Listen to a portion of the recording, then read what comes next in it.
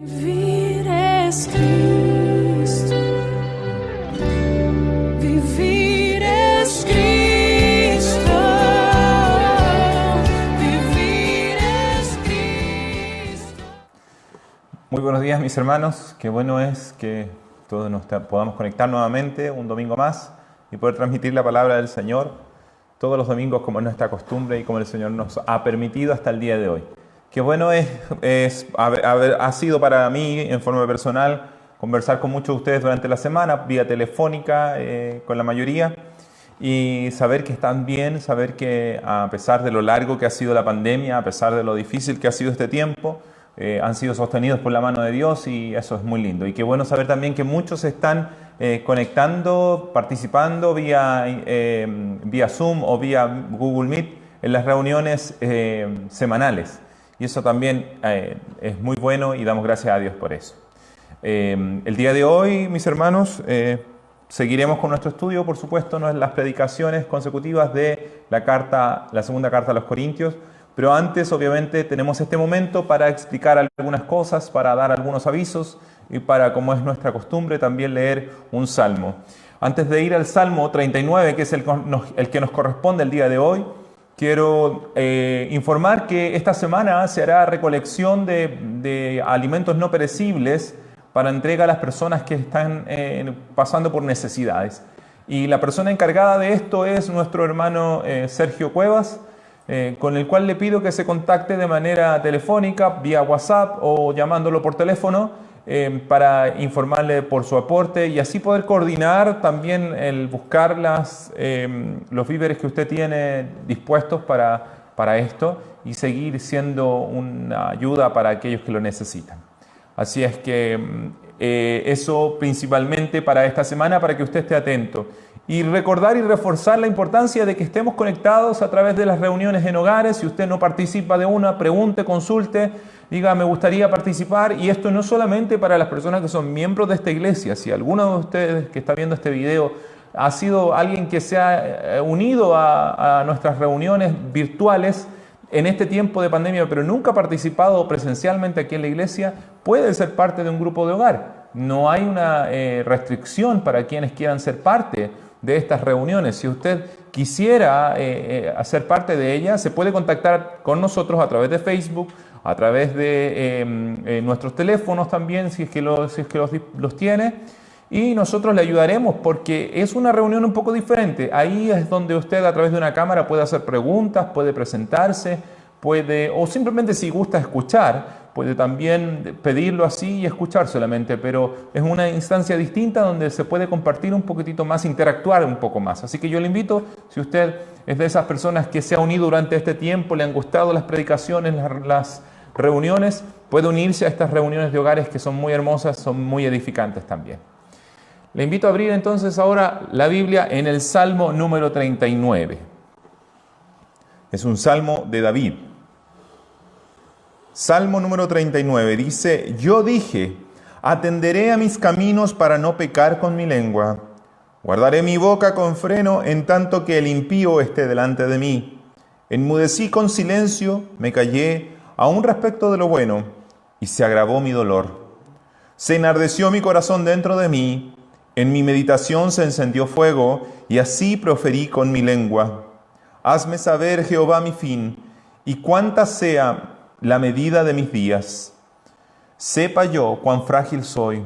He aquí diste a mis días término corto, y mi edad es como nada delante de ti. Ciertamente es completa vanidad todo hombre que vive. Ciertamente como una sombra es el hombre. Ciertamente es vano, en vano se afana, amontona riquezas y no sabe quién las recogerá. Y ahora, Señor, ¿qué esperaré? Mi esperanza está en ti. Líbrame de todas mis transgresiones. No me pongas por escarnio del insensato. Enmudecí, no abrí mi boca. Porque tú lo hiciste. Quita de sobre mí tu plaga. Estoy consumido bajo los golpes de tu mano. Con castigo por el pecado corriges al hombre y deshaces como polilla lo más estimado de él. Ciertamente vanidad es todo hombre. Oye mi oración, oh Jehová, y escucha mi clamor. No calles ante mis lágrimas, porque forastero soy para ti y advenedizo como todos mis padres. Déjame y tomaré fuerzas antes que vaya y perezca. Este es un salmo de David, escrito tal vez en sus últimos días, donde le aflige la situación principalmente al meditar acerca de los impíos y ver la prosperidad de ellos y ver a veces que el malo le va bien en este mundo. Pero él concluye y recuerda que el ser humano es como dice el versículo 6, es como una sombra. Es como algo que por un tiempo existe y luego deja de ser. Ciertamente en vano se afana, dice. Amontona riquezas y no sabe quién las recogerá. ¿Cuántos hombres han hecho tantas cosas, incluso matado a otros por adquirir riquezas? ¿Y dónde están ellos ahora? Ya no existen, dejaron de ser. Estuvieron por un tiempo y perecieron. Pero Dios hace que el justo permanezca para siempre. Aquel que confía en Él, aquel que espera en Él, será levantado por el Señor. Y David pone en Él sus fuerzas. David pone en Dios su confianza. Eso es lo que dice el versículo 7. Dice, y ahora, Señor, ¿qué esperaré? Mi esperanza está en ti. Frente a este panorama que le parece tan adverso y tan poco alentador, al ver que su vida se va consumiendo y la vida de los malvados a veces pareciera prosperar, él dice, mi Dios es mi esperanza. En Él esperaré, no en mis fuerzas, sabiendo que somos nada. Qué hermoso es eso, y a veces es tan importante que recordemos que ¿qué somos nosotros delante de Dios? Qué corta es nuestra vida, para que vivamos no según los parámetros de este mundo, no acumulando riquezas que en realidad pasarán de mano en mano y no nos llevaremos a la tumba, sino que amontonando riquezas celestiales, como Jesús mismo dijo, haceos tesoros en el cielo donde ni la polilla ni el orín corrompen. Así que yo le invito a permanecer en estas reuniones, a perseverar en el estudio de la palabra, en la lectura e ir haciendo tesoros celestiales, acumulando riqueza espiritual al conocer la verdad de Dios. Vamos a orar y vamos a pedir al Señor que nos guíe en esta reunión, en la exhortación de su palabra, que guíe a Pablo, que use la vida de él, para que podamos ser enriquecidos con una riqueza que no es terrenal, sino que es celestial, y que no es temporal, sino que es eterna. Así como María, la hermana de Marta, que se sentó a los pies de Jesús, y Jesús dijo, ella ha tomado la mejor parte, la cual no le será quitada. Así sea para nosotros también, en este día, escuchar su palabra y no nos sea quitada esa riqueza que adquiriremos por la gracia de nuestro Señor Jesucristo. Oremos. Bendito Dios y Padre Celestial, tú eres Dios, creador de todas las cosas. Tú creaste los confines de la tierra. Todo lo que hay, todo lo que vemos, visible e invisible, lo has hecho tú y para tu gloria. Y nosotros te alabamos y te honramos porque solamente tú eres Dios. Pedimos, Señor, en tu misericordia, que por la gracia que encontramos en Jesucristo, abras nuestros oídos y nuestro corazón para recibir tu palabra, para llenarnos de tu riqueza y para vivir no según los parámetros y el pensamiento de este mundo, sino según los parámetros eternos, según el pensamiento eterno, según tu verdad y tu palabra cimentada en nuestro corazón. Y así, Señor, también gustemos del fruto que significa comer de tu palabra, el fruto que trae enriquecerse con tu palabra.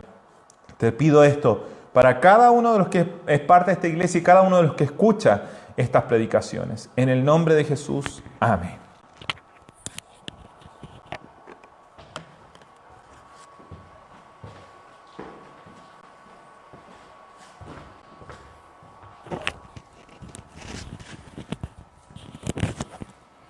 Muy buenos días, mis hermanos. Un gusto nuevamente estar con ustedes, aunque sea por este medio. Tenemos que dar siempre gracias a Dios, como mencionaba Juan Manuel, de poder tener esta instancia, el poder, aunque sea a la distancia, conversar de la palabra, ser alimentados por ella. Nunca es lo mismo que usted estudie en su casa, solito, sin ningún referente, sin un hermano que lo apoye, que tenga a lo mejor más experiencia que usted. Y por lo mismo siempre es bueno que estemos vinculados, unidos, personas que a lo mejor han tenido más tiempo, más capacidad, Dios les ha capacitado, como vamos a ver en el texto hoy día. Son referentes, son necesarios para poder ir creciendo en el conocimiento de Dios. Y siempre es un agrado el poder seguir hablando de su palabra. Estamos llegando, como usted ya lo sabe, en la segunda carta de Corintios al capítulo 3. Estamos en el capítulo 3 y sabemos que este es un capítulo que nos ha enseñado muchas verdades, muchas enseñanzas doctrinales que hablan mucho de nuestra relación con Dios.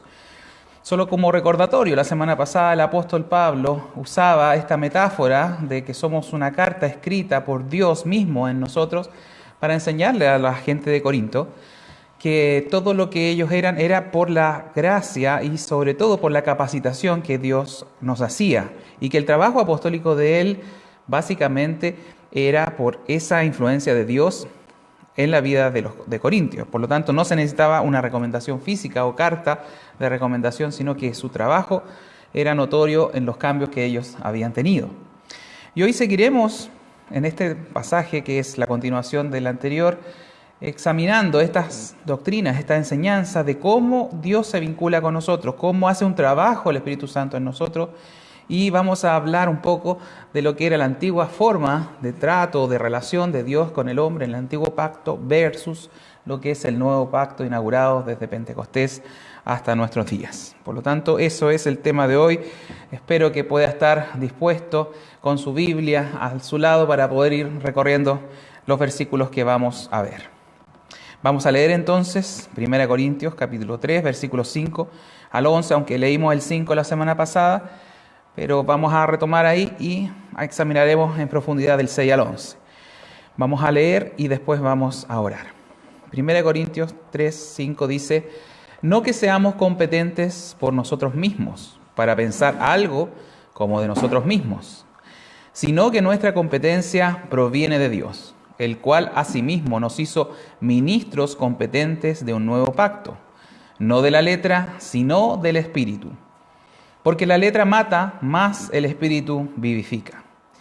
Y si el ministerio de muerte, grabado con letras en piedras, fue con gloria, tanto que los hijos de Israel no pudieron fijar la vista en el rostro de Moisés a causa de la gloria de su rostro, la cual había de perecer, ¿cómo no será más bien con gloria el ministerio del Espíritu? Porque si el ministerio de condenación fue con gloria, mucho más abundará en gloria el ministerio de justificación. Porque aún lo que fue glorioso no es glorioso en este respecto, en comparación con la gloria más eminente. Porque si lo que perece tuvo gloria, mucho más glorioso será lo que permanece. Oremos un momento. Padre bueno, Padre santo que estás en el cielo, santificamos tu nombre cada día al reconocerte lo que eres, al reconocer lo bueno, lo misericordioso, lo puro, lo especial que has sido en toda nuestra existencia.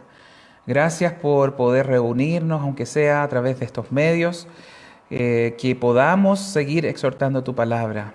Y como este mismo texto nos ha enseñado, necesitamos depender de ti, necesitamos pedirte que nos ayudes, que nuestra competencia no sea de nosotros mismos, sino de tu Espíritu Santo que está en nosotros, y que podamos explicar de la mejor manera, aún siendo instrumentos frágiles y muchas veces faltos de carácter, faltos de santidad como la que tú tienes, nos puedas ayudar a hacer nuestra mejor parte, parte para poder explicar bien este texto. También pido por mis hermanos, aquellos que están en sus casas, que van a también tener la disposición de escuchar, de querer entender, que tu Espíritu Santo lleve estas palabras para que ellos puedan, Señor, ser agradecidos de lo que tú les estás mostrando, que ellos puedan ver reflejado en su propia vida cómo son, Señor, sus carencias, sus necesidades y cuánto necesitamos depender de ti. Te lo pido en el nombre de tu Hijo, que vino a morir por nuestros pecados. En el nombre de Jesús. Amén. Bien, como decía, vamos a partir con el 5, que es algo de lo que ya leímos. Y de acuerdo al texto pasado, sabemos que la obra interior de los creyentes es por el Espíritu Santo, que tiene esa misión de cambiar nuestros gustos, nuestros deseos, nuestras prioridades que teníamos en la vida antigua o en la vida anterior sin Dios, por unos nuevos deseos, dirección, que nos lleva a desear las cosas de Dios. Si antes usted no quería saber nada con la iglesia, nada de religión, nada de Dios, algo ha pasado que lo ha orientado a poder querer escuchar de Dios y sacarnos poco a poco nuestra pecaminosidad. Ese es el trabajo del Espíritu Santo. Y como veíamos en el versículo 5, cosa que leímos, este cambio, esta promesa que Dios nos da es que va a ser cumplido, que va a ser realmente, este proceso va a ser completado 100% porque Dios es fiel, porque Dios no ha fallado nunca. Y podemos dar las gracias a Dios porque esa competencia, esa capacidad no viene de nosotros mismos. De ningún creyente es capaz por sí mismo de lograr ese cambio tan necesario, tan a veces deseado, sino es porque Dios ha venido a morar con nosotros por medio de su Espíritu Santo y Él es el que nos da toda la aptitud, toda la capacitación para poder realizarlo.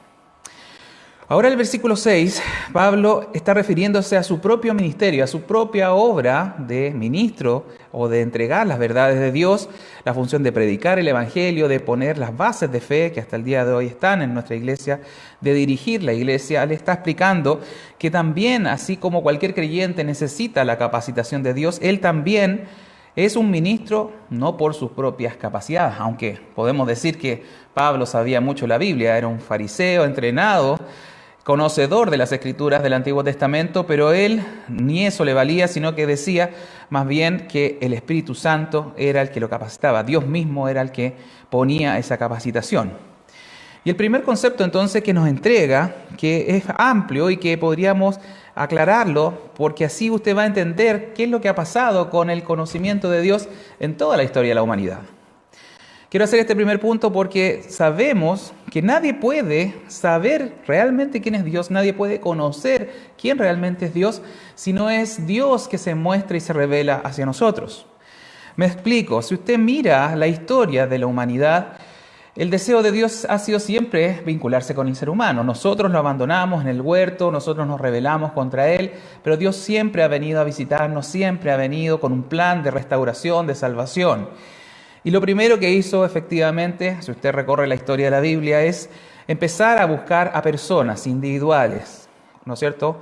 Con Noé, con Moisés, pero antes con Abraham. Y desde Abraham empieza la formación de un pueblo, el pueblo de Israel, al quien le da y se revela como el Dios único, verdadero, el Dios todopoderoso. Y ahí empieza entonces una relación que empieza a delinear a un pueblo, formalmente, una nación especial a la cual Él se muestra y le entrega todos sus decretos, contándole, entre otras cosas, que iba a venir un Mesías, el famoso Mesías esperado, y este pueblo sabía del advenimiento de un Mesías que iba a cambiar la humanidad, que iba a ser un antes y un después. Pero justamente por no tener la revelación completa, porque esto ha sido progresivo en el tiempo, cuando viene Jesucristo, si usted se recordará, a Jesucristo no lo entendían, no sabía las cosas que Él hablaba. Sus mismos discípulos, en muchas ocasiones, nos relatan los evangelios, que tenían dificultades para entender lo que Jesús hablaba. Estaban un poco velados sus ojos, a pesar de tener al mismo Cristo caminando entre ellos. Tanto es así que usted conoce la historia, finalmente los dirigentes judíos, en parte por no entender que Jesús era un libertador espiritual, no un libertador de las huestes romanas, finalmente lo crucifican. Es una parte de la explicación. Pero el tema es que los judíos y especialmente también sus discípulos no entienden mucho la misión de Jesús hasta que viene el Espíritu Santo manifestándose. Usted puede leerlo en la historia en Hechos capítulo 2, donde desciende de una manera abrumadora y cambia la percepción, abre las mentes, abre el entendimiento y comienzan entonces, desde ahí en adelante, todos sus apóstoles, sus discípulos, los seguidores, a entender de una mejor manera, de relacionar la obra de Cristo, todo lo que Él hizo, todo lo que Él fue, con los pasajes del Antiguo Testamento, con las profecías, con cada cosa que Dios ya había descrito. Es decir, desde la época que viene el Espíritu Santo a morar internamente en cada creyente, entonces hay un cambio incluso en la percepción y en el entendimiento de Dios. Por eso el versículo 6 Pablo un poco nos explica, el apóstol, y nos dice, el cual asimismo nos hizo competentes de un nuevo pacto. Él está hablando del Espíritu Santo que lo capacitó a él y también a todos los apóstoles para entender, ¿no es cierto?, qué era lo que Jesús vino a hacer, qué era el plan de salvación de Dios con la humanidad. Y por lo mismo necesitamos siempre al Espíritu Santo. Él nos da la competencia para creer, pero revelarse a nosotros como el Dios único y poderoso también es el desempeño del Espíritu Santo en nosotros. Desde ese momento, desde ese punto, en el versículo 6, entonces Pablo ahora lo que va a hacer es explicar cómo eran las cosas en el pasado, en el Antiguo Testamento, y nos va a hablar de los cambios que establece esa venida del Espíritu Santo en la relación con el hombre. Y vamos a ver al menos tres aspectos de este cambio de relación. Y el primero, tal vez el más polémico, porque hace una distinción en los versículos que van siguiendo, el 6 y el 7, empieza a hablar de que la letra mata y el Espíritu, ¿no es cierto?, da vida. Y hay un concepto muy equivocado, esto lo quiero decir y aclarar de inmediato, con respecto a esa frase. La letra mata, más el Espíritu vivifica. Hay un error que lamentablemente se filtra en las iglesias y se repite, parece como un discurso añejo, no entendido, y que quiero hacer la aclaración, porque Pablo, como acabamos de decir, lo que se va a proponer es explicar en los versículos que acabamos de leer, es esta relación entre el antiguo pacto, como Dios se relacionaba con el hombre y con sus leyes, versus lo que ahora hace el Espíritu Santo en el creyente. Pero ¿qué es lo que la gente ha entendido con este versículo? Y lo ha hecho mal porque lo ha sacado de contexto. Usa solamente esa parte del versículo donde dice la letra mata y el Espíritu vivifica. Y quiero aclarar que no es lo que a lo mejor ha escuchado por ahí usted decir, cuando explican que la letra, entendido como la lectura de la Biblia, como estudiar la Biblia, hace mal. Lo han tomado así. Si usted lee demasiado la Biblia, si usted se pone a estudiar mucho la Biblia, eso lo va a matar espiritualmente hablando. Eso le va a tal vez obnubilar la mente y no va a poder aprender de Dios. Es algo ridículo si realmente lo vemos a la luz de la palabra.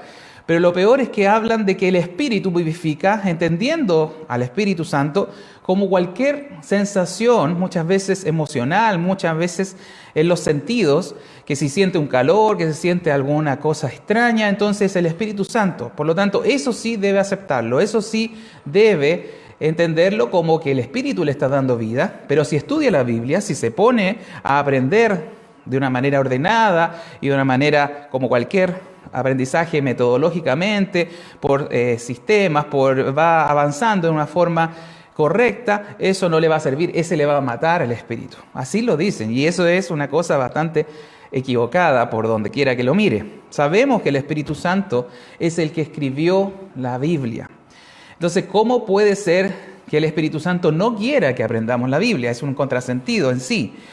La palabra del Señor, y voy a dar algunas citas, después usted las puede revisar en el texto que enviamos por WhatsApp, en 2 Timoteo 3:16, en Juan 15:26, en Juan 16:13, en 2 de Pedro 1:20, 21. Son algunos pasajes que nos explican de una manera muy clara que es Dios el que escribió las Escrituras, el que inspiró las Escrituras, y por lo tanto lo que más Dios quiere y desea que usted haga es que la aprenda. Por eso nosotros tenemos esta idea de predicar la palabra, de no predicar anécdotas, experiencias, cosas que soñé, cosas que viví, sino que explicar las Escrituras, porque esa es la manera que Dios ha preservado, incluso a través del tiempo, a través de las persecuciones que ha tenido la Biblia, para que usted sepa quién es Dios. Y cualquier cosa que otro le dijera, que escuchó a Dios, que fue al cielo, que bajó al infierno, etc., lo único que tiene que hacer usted es compararlo con lo que dice la Biblia. Si obviamente está en concordancia con la Biblia, bueno, ya la Biblia lo había explicado, ya lo había avisado, incluso no son necesarias. Pero lo peor, si está en diferencia con la Biblia, usted debe rechazar esa enseñanza, a pesar de que sea espectacular, a pesar que le diga, no, si esto es el Espíritu Santo que me avisó de algo, si no está en concordancia con las enseñanzas de la Biblia, no puede ser del Espíritu Santo, porque el Espíritu Santo ya ha dado su veredicto, su palabra, y ya ha hablado, y ya ese canon está cerrado para nosotros. Por eso hago este pequeño paréntesis, que no fue tan pequeño en realidad, pero quiero que le quede claro, el Espíritu Santo ya ha hablado, ya ha dejado todo por escrito para facilitarnos el entendimiento de Dios. Por lo tanto, quiere que leamos. No se trata de que la letra, ¿no es cierto?, la instrucción o el estudio bíblico le haga mal. Todo lo contrario, Dios quiere que así aprenda a conocerle a Él. Por lo tanto, tenemos que volver al punto donde quedamos, versículo 6. El apóstol no está queriendo más que enseñarnos cuál es la diferencia entre el antiguo pacto, lo que pasaba con Moisés, con los judíos que recibieron la ley, a eso se refiere la letra. ¿Por qué lo puedo asegurar? Porque los versículos 6 y 7 habla de eso. Está hablando de que la letra o lo que Dios escribió en las tablas de Moisés, como usted lo debe saber en la historia, ya lo vamos a revisar, era el antiguo pacto. Y ahora con el Espíritu Santo en nosotros, no es que haya abolido, no es que esas leyes no existan o no sean necesarias, sino que el Espíritu Santo nos entrena y nos capacita para poder entender quiénes somos a través de esas leyes. Entonces, ¿por qué la ley de Moisés mata y el Espíritu da vida? Bueno, podríamos decir como una respuesta corta, el problema está en que los mandamientos externos, lo que está puesto, ¿no es cierto?, en una descripción de 10, como un decálogo de 10 mandamientos, no puede cambiar mi interior pecaminoso, mis deseos que son permanentes de querer desafiar a Dios, de querer no hacer la voluntad de Dios, sino la mía, no pueden ser cambiados por algo externo. Como ya lo vimos la semana anterior, necesitamos que Dios escriba su ley en nuestra mente y la escriba en nuestro corazón, como decía el profeta Jeremías, pasaje que ya revisamos la semana pasada. Él debe producir el cambio interior. Él debe cambiar nuestro interior, nuestros deseos, nuestros anhelos, para que ahora sí podamos seguirle. Ahora sí podamos realmente entregarnos a Dios como debe ser. Por eso es que habla que la ley de Dios, el que sigue solamente el ritualismo externo, las normas externas, no por un cambio interior, entonces está muerto, pero el que realmente tiene el Espíritu, tiene vida. Y este es el concepto que Pablo nos va a seguir explicando. Como decía, no es que la ley de Moisés, no es que lo que Dios haya entregado en el tiempo antiguo esté de más o esté equivocado. De hecho, son cosas buenas y necesarias. El texto nos va a decir en los versículos siguientes que es algo hasta glorioso como se entregó. Fue una manifestación en un cerro, ¿no es cierto? Lo vamos a explicar. Y eso, que es glorioso, tenía una función, tenía una razón de ser. No podemos tomar eso y desecharlo, pero el problema es tan profundo en nosotros, está tan adentro el problema que necesitamos algo que nos dé vida desde adentro. Y eso es lo que vamos a explicar. El apóstol Pablo, con respecto al tema de las leyes, para qué sirve la ley y por qué fue dada, nos va a ilustrar un poquito y vamos a entrar a esos versículos que están en la carta de Romanos. Si tiene su Biblia, abra Romanos capítulo 7, porque vamos a ver 3 versículos que nos van a dar a entender para qué existe la ley, qué es lo que la ley aportó a la historia de la humanidad y hasta el día de hoy la tenemos entre nosotros. Dice Pablo en Romanos capítulo 7, versículo 7, ¿qué diremos pues? ¿La ley es pecado? En ninguna manera. Pero yo no conocí el pecado sino por la ley, porque tampoco conociera la codicia si la ley no dijera no codiciarás. De manera, me paso ahora al versículo 12, de manera que la ley, mire lo que dice, a la verdad es santa. Es santa y el mandamiento es justo, santo y bueno. Y en el versículo 14 nos agrega otra descripción de la ley. Dice, porque sabemos que la ley es espiritual, mas yo soy carnal, vendido al pecado. Mire lo que el apóstol quiere decirnos. Es el mismo apóstol que está escribiendo 2 Corintios que escribe Romanos y nos explica lo mismo. La ley no es mala, la ley nos muestra el pecado. Lo único que hace es, ¿no es cierto?, es publicar quiénes somos realmente. Yo no hubiese conocido la codicia si la ley no me dijera no codiciarás. Sabría que la estaba infringiendo si codicio. Por eso que la ley es santa, viene de Dios, es un mandamiento justo, es correcto, es bueno, nos sirve. Pero el problema, nos dice el versículo 14, es que yo soy carnal.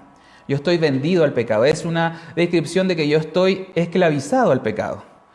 No puedo cambiar por sí mismo. La ley solamente me acusa, la ley solamente me condena. No tengo, aunque usted diga, tengo la fuerza de voluntad, tengo la capacidad para retenerme, no va a ser limpio completamente. Puede ser que un día, unos días se deje de pecar, pero hay tanto pecado en nosotros que no es posible cambiar completamente si no es por la obra de Dios en nosotros, porque estamos esclavizados al pecado. Los reformadores en el 1500, Lutero, Calvino especialmente, estudiando las Escrituras, hablaron que efectivamente la ley no nos puede dar vida espiritual, no puede cambiar nuestro interior. Ellos estaban de acuerdo con esos conceptos que nos explica la palabra. Pero ellos hablaban también que la Biblia, en resumen, nos puede realmente ayudar en varios aspectos. Y ellos hablaban de 3 aspectos que se los quiero mencionar. Decían la ley, los mandamientos de Dios ayudan y les damos un uso político. ¿A qué se refería? A que la ley debía ser usada con el fin de restringir la maldad común de nosotros, de la sociedad, por medios de leyes. De hecho, muchas leyes se basan en los 10 mandamientos. Eso es una verdad. Para que la sociedad funcione mejor necesitamos leyes. Y eso es correcto, es una aplicación correcta. Pero los usos más importantes es el uso que ellos decían, el uso pedagógico de la ley.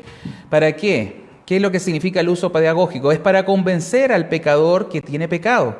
Y de esa manera, como un ayo, como una guía, como un tutor, llevarnos a Cristo. Ese es el uso más importante en nosotros. Y el tercer uso era el uso didáctico. Cuando ya usted estaba en Dios, para poder cumplir mejor y cumplir la voluntad de Dios como necesitamos, entonces tenemos que tener las leyes para saber qué es lo que Dios necesita de nosotros. Pero solamente ese uso didáctico es después que cambia nuestro interior. Entonces está claro que es necesario, que Dios la dio, que es santa, que es buena, que es justa. Y aún si usted no entiende eso, estamos bastante por una mal vereda. Porque lamentablemente tengo que decirlo, en algunas iglesias se le da un uso equivocado, no el uso legítimo que nos enseña la palabra, sino que usted entra e inmediatamente se le dice, mire, usted no puede venir así, no puede ser así, no puede hacer esto, esto, esto. Y el fin de la ley no es eso, que usted se le restrinja cómo vivir, sino que se dé cuenta que es un pecador y que necesita a Cristo. Mucha gente no muestra a Cristo, sino que muestra solamente ordenanzas morales, subjetivas, que a veces incluso no están muy claras en la Biblia, en vez de mostrar nuestra pecaminosidad para ahora entregarnos a Cristo y que Él sea el que domina nuestra vida y nos cambia. Por eso que tenemos que cambiar ese enfoque. ¿Para qué sirve la ley? Para mostrarnos nuestra pecaminosidad. Pero volvamos al texto, volvamos a donde estábamos. En los versículos del 7 en adelante, Pablo va a explicar que esta ley fue gloriosa, que fue entregada de una manera espectacular. A eso se refiere que fue con manifestaciones sobrenaturales, con una demostración al pueblo de Israel que estaba en ese entonces de que Dios hablaba con Moisés y Moisés era su interlocutor válido.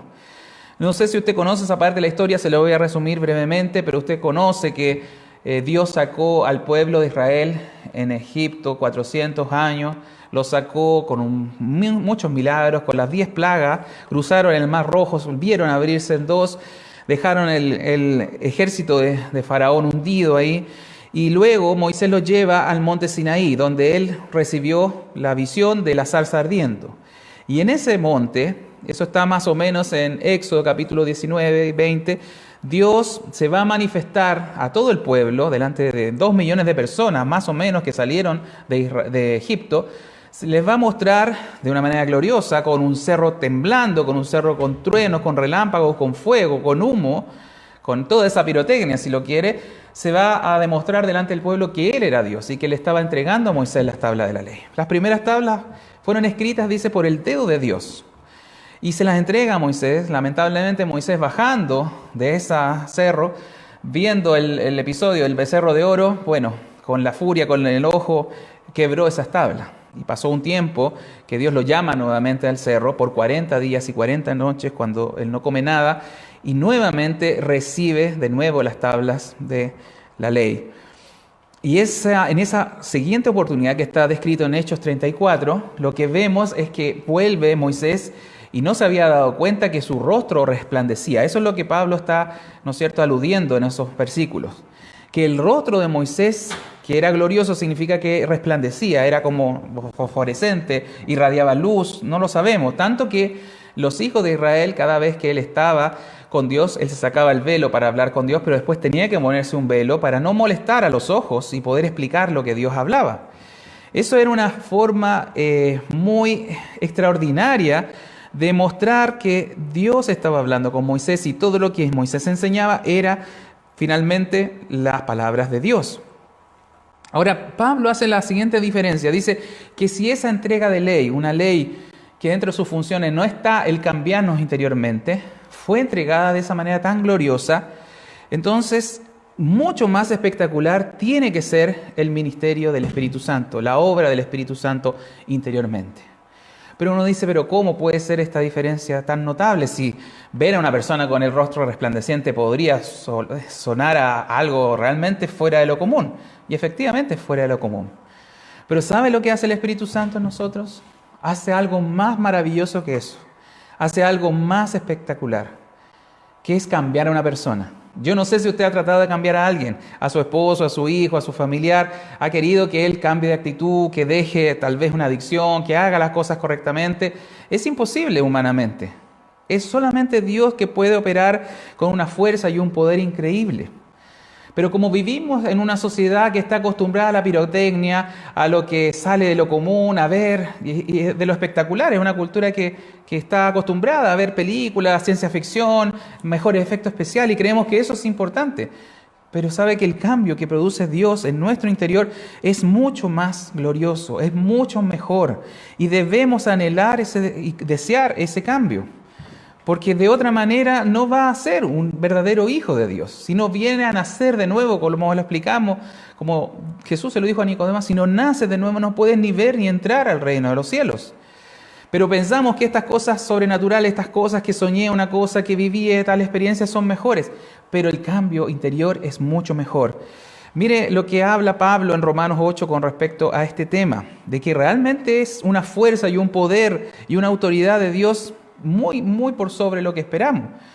Dice en Romanos 8:11, y si el espíritu de aquel que levantó de los muertos a Jesús mora en vosotros, si el espíritu, está hablando del Espíritu Santo, de aquel que levantó a Jesús de los muertos, es decir, está afirmando que Jesús fue levantado de los muertos por medio del Espíritu Santo, pero si ahora ese espíritu está en nosotros, el que levantó de los muertos a Cristo Jesús, vivificará también vuestros cuerpos mortales, por su Espíritu que mora en vosotros. ¿Qué es lo que está hablando Pablo en Romanos acá? Nos está diciendo que el mismo Espíritu Santo que levantó de los muertos, eso sí que es increíble, resucitar a un muerto. ¿Quién lo ha visto? ¿Quién lo ha hecho? Nadie. Pero es el Espíritu Santo de Dios que hizo eso con Cristo. Ese también es el Espíritu Santo que va a darnos vida cuando Él vuelva y nos resucite. Y también, si lo vemos desde el punto de vista espiritual, es el que nos da vida ahora. Por lo tanto, el contraste estriba básicamente en esto que es para algunos la espectacularidad de las cosas externas. No, los cambios interiores son mucho más importantes, son mucho más profundos, son mucho más necesarios. La misión del Espíritu Santo no es condenarnos, no es cierto, hundirnos en nuestro pecado, sino todo lo contrario, hacer el cambio tan profundo, y a eso le llamamos vida espiritual. Por eso que Pablo también habla de que el otro ministerio, el ministerio del Antiguo Testamento, era un ministerio de condenación, porque solamente nos acusaba, solamente nos decía que éramos pecadores. Y si no cumplíamos la ley de manera perfecta, cosa que nadie puede hacer, íbamos a ser condenados, íbamos a morir en nuestros pecados. Pero el ministerio del Espíritu Santo, la obra del Espíritu Santo es de justificación. ¿Por qué? Porque el Espíritu Santo nos da vida juntamente con Cristo, hace en nosotros los mismos cambios que Jesús hizo y tuvo cuando obviamente se bautiza, sale por el Espíritu Santo, es guiado por el Espíritu Santo en todo su caminar en esta tierra, y finalmente le da vida espiritual, lo resucita, ¿no es cierto? Y hoy día está sentado a la diestra del Padre. Eso dice también Pablo y lo repite en su carta a los Efesios, la carta que manda a la iglesia de Éfeso. En Efesios 2, 5 y 6, si lo tiene por ahí, búsquelo, si no lo proyectamos. Dice lo siguiente: aún estando muertos en pecados, esa es nuestra condición natural, basal, dice, nos dio vida juntamente con Cristo. Por gracia sois salvos. Y juntamente con Él nos resucitó. Así como el Espíritu Santo resucita a Cristo, entonces también nos resucita a nosotros, pero para una vida espiritual. Y dice, asimismo nos hizo sentar en los lugares celestiales con Cristo Jesús. Miren, note ahí cómo nuestra condición de muerte se va cuando viene el Espíritu Santo, pero sobre todo vivimos y después estaremos en el cielo como Jesús está en el cielo. Por eso dice, nos hizo sentar en lugares celestiales. Estamos con un privilegio de irnos al cielo sin realmente haber hecho mucho, haber venido Dios a rescatarnos, a salvarnos. Y esto, si no le parece maravilloso la salvación que Él nos da, cómo Él nos persuade, cómo Él nos cambia, yo creo que entonces no entendemos finalmente a Dios en su esencia. En el concepto más importante es cómo Él nos salva. Por eso que en teología se dice que la salvación hacia las personas es monérgica, es solamente el trabajo de Dios. Monergismo o monergia, monérgico viene de una palabra griega que es mono, o que significa solo o único, y ergon, que es la palabra trabajo. Por lo tanto, la salvación es solamente el trabajo de Dios, es solamente el deseo de Dios de venir, de cambiarlo y de darle vida y hacerlo conformarse a la imagen que es Cristo. Ese es nuestro ejemplo. Finalmente, el último aspecto que nos dice el versículo 11 con respecto a lo que es el antiguo pacto y el nuevo pacto, lo que es la letra o la ley versus la obra del Espíritu Santo, y esto también es muy importante, es que uno fue transitorio, uno fue por un tiempo y el del Espíritu es eterno. Mire lo que dice el versículo 11, porque si lo que perece, lo que iba a perecer, que obviamente es el Antiguo Testamento, el Antiguo Pacto, tuvo gloria y se mostró con Moisés resplandeciente, etc., dice, mucho más glorioso será lo que permanece. ¿Qué es lo que perece? ¿Qué es lo que permanece? Bueno, tiene que ver con dos elementos principales. Creo yo, lo que permanece es, por un lado, que desde que aparece el Espíritu Santo en su vida, que aparece Dios, que lo intercepta en su caminar, desde ahí en adelante el cambio comienza y nunca para hasta el fin de sus días. Por eso que es permanente. Y el otro aspecto que creo que nos habla este versículo es acerca de lo que va a pasar en el cielo, cómo vamos a estar o vivir en el cielo.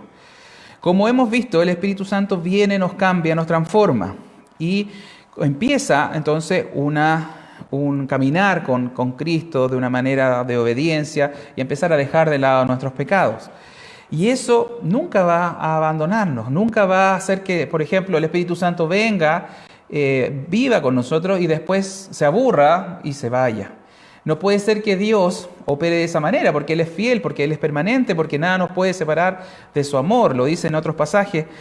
No es que Dios, ¿no es cierto?, nos haga sus hijos y después el día de mañana diga, no, este hijo me falló, lo desheredo, lo dejo fuera de mi reino. No es así. Dios al que cautiva, al que captura, al que llama, ¿no es cierto?, los convierte, entonces permanece y sigue avanzando. Por eso la Biblia nos habla, por ejemplo, en Filipenses 1:6, el mismo apóstol nos dice que estoy persuadido de esto, dice, que el que comenzó la buena obra en vosotros la perfeccionará hasta el día de Jesucristo, hasta que Jesús vuelva. En Romanos 8 leemos al final que nada nos podrá separar del amor que es en Cristo Jesús, Señor nuestro. Ni la vida, ni la muerte, ni ángeles, ni principados, nada nos puede separar de una relación, de un vínculo tan precioso, tan íntimo que es con Dios mismo, con su Espíritu. Por tanto, de ninguna manera piense que esto del cambio es por un tiempo nomás, es permanente. Comienza cuando el Espíritu Santo le hace nacer de nuevo, viene a su vida y lo transforma y sigue por el resto de su vida hasta alcanzar finalmente la muerte. Pero ¿qué pasa aún después de la muerte? Bueno, también hay una eternidad que nos da, ¿no es cierto?, algo esto glorioso que permanece, que obviamente nos describe, por ejemplo, en Apocalipsis 21:27. Al final de nuestras vidas nos habla en ese pasaje que vamos a estar en la Nueva Jerusalén, en una nueva vida con el Señor Jesús, con Cristo, ¿no es cierto? Él mismo será su resplandor, el que nos dará luz, etc. Es una descripción maravillosa de lo que nos espera en el cielo. Pero por ahí dice que nada impuro va a entrar a esa ciudad. Por lo tanto, Dios completamente o va a completar su obra de perfección, de santidad absoluta cuando ya estemos en el cielo. Sabemos que durante esta vida seguiremos peleando contra el pecado y haremos menos pecado cada día, cada vez más menos pecado. Pero va a llegar un momento cuando seremos transformados, como nos habla también la primera carta a Corintios, cuando ya este cuerpo ya sea otro, no sea como con estas características que se enferma, que llora, que duele, que tiene pecado. Vamos a pasar a una etapa sin pecado finalmente y estaremos eternamente de esa manera en santidad verdadera, completa con el Señor. Por lo tanto, estos aspectos que nos habla el ministerio del Espíritu Santo, este ministerio que justifica, que nos da vida y que también, ¿no es cierto?, nos va a llevar a esa perfección o santidad cuando estemos en el cielo, debemos entenderlo correctamente. Sabemos que la ley tuvo su rol, ha jugado un papel, no la descartamos, sabemos que tenemos que obedecerla, es una guía, es un pedagogo, ¿no es cierto?, alguien que nos enseña y tenemos que seguir en este caminar. Pero la conclusión final creo que tiene que ver con la aplicación de todos estos conceptos, de todo lo que hemos revisado. Porque quiero ser bien franco con usted y quiero que usted sea franco con usted mismo. Yo aquí desde esta tribuna, tal vez si usted estuviera presente o ustedes que me ven en la casa, yo no puedo ver su interior, yo no puedo ver lo que está profundamente en su ser. Puedo ver las cosas externas y a nivel de externalidades podría ver a un montón de personas con mucha moralidad, con mucha buena disposición, cumpliendo los mandamientos de Dios. Pero ¿qué es lo que hay interiormente? A lo mejor hay dos tipos de personas. Hay una persona que hace su esfuerzo humano, su esfuerzo en su propia fuerza de voluntad, así le llamamos, tratando de cambiar, se esfuerza, busca, pero falla. Y obviamente a veces tiene esa actitud un poco farisea de buscar la apariencia externa. Pero hay otros que están cambiando, que están siguiendo los mandamientos de Dios, pero lo hacen porque hay un cambio interior, porque el Espíritu Santo vino a su vida, le dio vida, y entonces hay un motor de cambio diferente. Yo no sé, puedo ver a todos muy buenos cristianos, buenos, ¿no es cierto?, siguiendo los mandamientos, externamente no voy a ver la diferencia, pero sí Dios conoce la diferencia. Van a haber algunos que son, en el fondo, legalistas, queriendo cumplir al 100% la ley, pero lo hacen solos, lo hacen sin la ayuda ni con el Dios en sus vidas. Y sabe que esos van a ser condenados, porque eso dice, la letra mata, eso van a recibir condenación porque Dios no ha cambiado su interior. Pero otros que por fuera también externamente se ven cambiando y los vemos avanzando, pero si está el Espíritu Santo, van a tener todas las promesas ganadas por Cristo en la cruz y van a estar con Cristo en el cielo. Por lo tanto, necesitamos nacer de nuevo. No puede ser que usted siga viviendo una religiosidad, el seguir normas externas, si no cambia su interior, sus deseos, solamente es una cáscara. Y esto se parece mucho a la parábola que Jesús hizo con el fariseo y el publicano. Ellos estaban orando en el templo y el fariseo decía, Señor, te doy gracias porque yo no soy como los otros hombres, yo doy ayuno, yo doy mis diezmos, yo no soy como este publicano a mi lado, soy mejor que esas personas. Pero en cambio el publicano se reconocía pecador y decía, Señor, sé propicio conmigo, con mi pecado. Y Jesús dice, ¿quién se fue justificado primero a su casa? Fue obviamente el publicano. Y no el fariseo que se creía a sí mismo cumplidor de la ley, por sus propios méritos, salvarse. Eso no existe, eso no es parte de la Biblia. Por lo tanto, yo tengo que hacerle esa pregunta. Usted tiene que hacerse ese examen delante de la palabra de Dios. ¿Quién es realmente? ¿Es un publicano que en realidad reconoce su pecado y se acerca a Cristo para cambiar, arrepentido? ¿O es un fariseo que cree que porque sabe la ley, porque ha vivido en la iglesia, porque tiene todos los conceptos intelectualmente claros y los trata en su fuerza de hacerlo? Pero créame que esa no es la manera, no es el camino. Eso obviamente le va a llevar a una falsa justificación. Y lamentablemente lo que la Biblia nos enseña en este texto es que es mucho mejor estar en el ministerio del Espíritu Santo, en la obra de justificación que Él nos haya salvado, que Él nos haya cambiado. Y si no tiene este Espíritu Santo, pídele al Padre que lo perdone y que le envíe su Espíritu, porque lo hace. Aquel que le pida al Espíritu Santo, Él lo envía. Necesitamos cambiar verdaderamente por la correcta razón y por un cambio interior. No se esfuercen en sus propios deseos de querer cambiar. Necesita que Dios lo cambie. Y eso, así debe orar, así debe pedir. Señor, no puedo yo solo. Necesito de tu vida espiritual, la vida que le da el Espíritu Santo. Por eso le dejo esta inquietud, le dejo esta aplicación de todo lo que hemos aprendido. No es solamente un conocimiento, es examinarse. ¿Por qué está siguiendo a Cristo? Tiene que ser por un cambio de deseo, de motivación interior, que solamente puede hacer Dios. Nadie más que Él. Si no lo tiene, pídaselo. Y si se ha dado cuenta del error en que está al seguir normas externas, vire al verdadero entendimiento y conocimiento de Dios. Vamos a orar entonces para terminar. Señor, te agradecemos por tu palabra. Siempre es viva y eficaz, Señor, como también lo describe la Escritura. Ella es una espada de dos filos. Dice que penetra hasta lo profundo, hasta los tuétanos, y discierne los pensamientos del corazón. ¿Qué pensamos? ¿Qué vivimos internamente, Señor? Que no sea una religiosidad, que no sea al nivel del pueblo de Israel, que tenía la ley, que la conocía y se esforzaba, pero no habían cambios interiores. Señor, escribe tu ley en nuestras mentes y en nuestros corazones para servirte correctamente, para tener este cambio necesario interior que pueda reflejarse, que pueda dar frutos, y que tú, Señor, hagas esa obra que es más gloriosa, que es más permanente, que es más fuerte y poderosa que cualquier cosa externa que nosotros podamos decir que tenemos. Tú solamente conoces nuestro interior y tú conoces a mis hermanos, a quienes nos escuchan y que tienen esa necesidad grande de cambiar, Señor, porque todos la tenemos, porque no hay nadie justo, ni aun uno, no hay quien entienda, no hay quien busque a Dios. Pero si, Señor, tú tienes misericordia como la has tenido conmigo y con mis hermanos, Señor, llega a muchos y cámbiale su interior. Que pidan misericordia, porque el que clama a ti, Señor, tú le respondes. El que busca, Señor, siempre haya. Gracias por una ocasión más de compartir tu palabra y esperamos que tú, Señor, sigas edificando tu iglesia acá en Illapel. Te lo pido en el nombre de Jesús. Amén.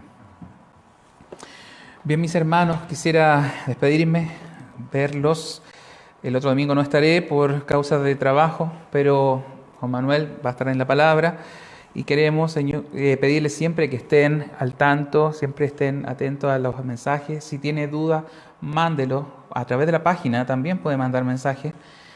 Estaremos llanos a compartirles más de la palabra, a agregarlo, como decía Juan Manuel, a grupos donde también tenemos enseñanza de la Biblia y queremos que todo el consejo de Dios sea para ustedes. Y el día de mañana, cuando se pueda, apenas nos puedan recibir 50 personas en este lugar, esperamos empezar de a poco, con ciertas medidas, a juntarnos. Esto esperamos, así que ore por eso para volver también a reunirnos físicamente.